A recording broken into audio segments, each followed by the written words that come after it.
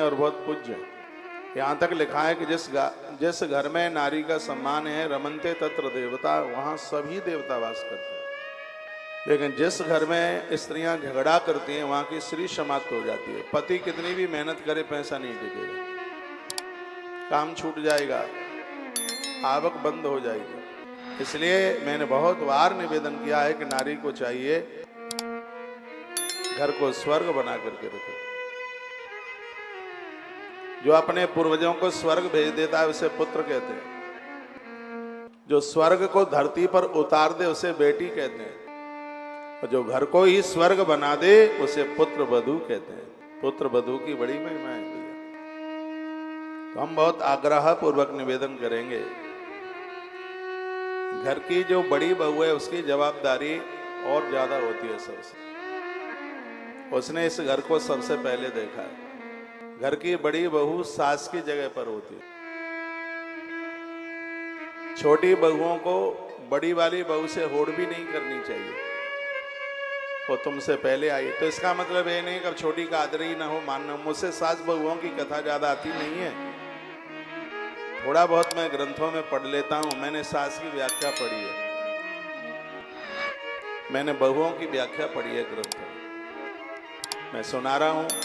अब ये बताओ, पहले सास वाली बात सुना दूं कि बहू वाली?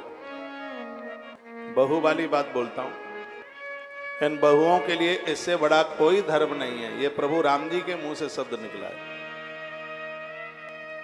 एहि ते अधिक धर्म नहीं दूजा, एहि ते अधिक धर्म नहीं दूजा, सादर सास ससुर पति पूजा। एहि ते अधिक धर्म नहीं दूजा, एहि ते अधिक धर्म नहीं दूजा, सादर सास ससुर पति पूजा। एहि ते अधिक धर्म नहीं दूजा, सादर सास ससुर पति पूजा।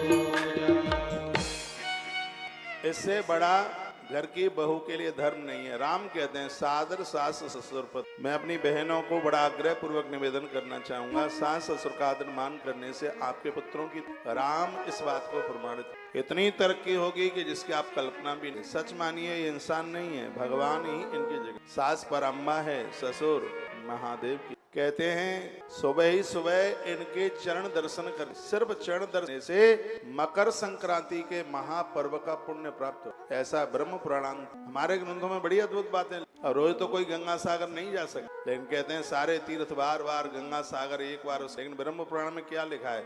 जिस दिन तुम्हारी ननद तुम्हारे घर चल करके आती, आप चढ़ छूकर उसका आशीर्वाद ले, तत्काल गंगा सागर की यात्रा। जिस दिन तुम्हारे घर में बहनोई जामाता का आना होता है, बिटिया के बेटे का आगमन होता है जिसको देवता, बहन के बेटे का आगमन होता है जिसको भांजा कहते हैं, और जिस दिन तुम्हारे घर में गुरुजनों का आगमन होता है, तत्काल तुम्हें गंगा सागर की यात्रा करने का फल प्राप्त हो जाता है। इसलिए ननद के आने से मुंह नहीं लटकाइए, खुश होइए। इतनी खुशी होनी चाहिए कि आज हम गंगा सागर की यात्रा करके आ गए। यदि झूठ है तो मेरी बात कोई काट के बताए। ब्रह्म पुराण में यह वर्णन किया है जो मैं आपके बीच में। खुशी होनी चाहिए, अति प्रसन्नता होनी चाहिए। एक बात मैंने और बोली है, सुबह ही सुबह बहुएं जब सास ससुर के चरणों से हाथ लगाते हैं, मकर संक्रांति के महापर्व का फल उन्हें तत्काल प्राप्त होता है। आप अपने कमरे में से 7 बजे 8 बजे जितने भी बजे आप बाहर आती हैं निकल के, तो सबसे पहला काम कीजिए, अपने घर में वृद्ध जनों के चरण छूकर उनका आशीर्वाद लीजिए। अगली साल फिर मैं 1 साल में आपको कहीं न कहीं तो मिल ही लूंगा।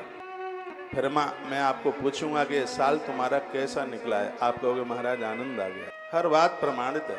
और यदि इस नियमों को कोई अपना ले तो घर में स्वर्ग, ये कलयुग का परिवर्तन हो जाएगा। सतयुग, इस बुढ़ापे में, वृद्धावस्था में कोई भी माता पिता आपसे नोट नहीं मांगते, उन्होंने तो पैसा बहुत देखा है, बहुत कमाया है। बच्चे थोड़ी प्रसन्नता पूर्वक उनसे बात ही कर लेते हैं, उनके लिए यही बहुत बड़ी अमानत हो जाती है।